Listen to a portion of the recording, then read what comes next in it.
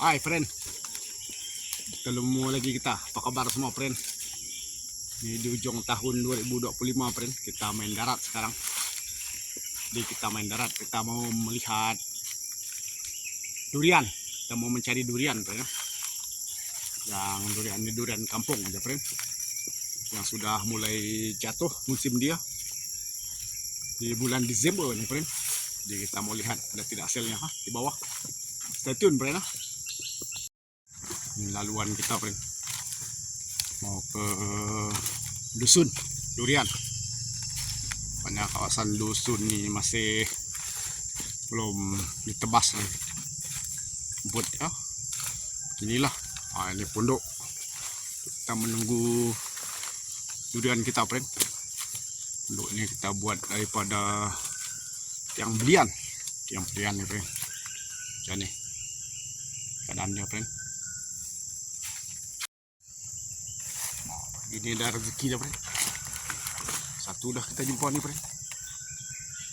Sana pun ada juga satu. Ini friend. Ini nama dia durian bongkok nih friend. Tuh. Oke ya. Bau dia pun lunak nih friend.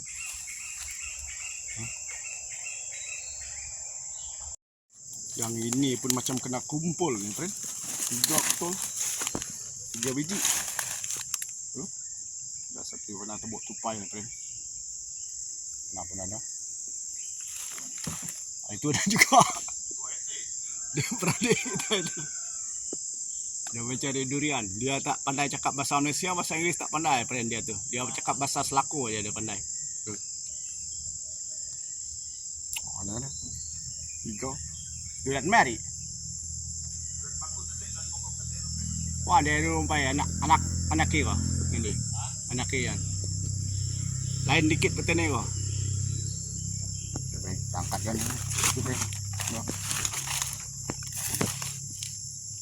Lagi belah sana pun ada kan. Ujung. Coba cari harta sana pun ada. Orang tak kacau kawasan ini, friend. Pasal kita memang buat penyamaran nih. Kita tak bagi lapang kawasan nih. Nah, kalau bagi lapang nih boleh kena serbu nih kawasan nih.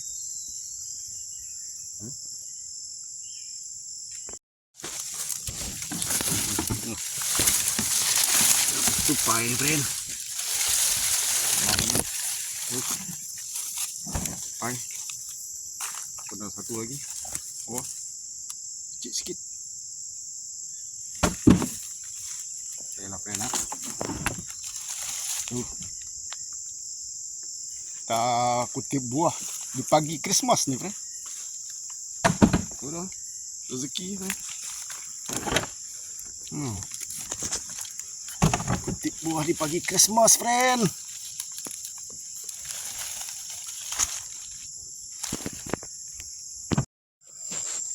Jadi kita menuju ke satu lagi pokoknya. Ini pokok durian ini kita panggil durian buntal ini friend.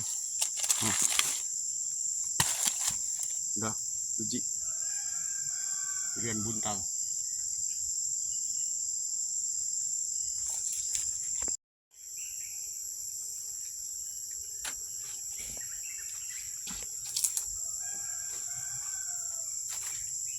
Setakat boleh.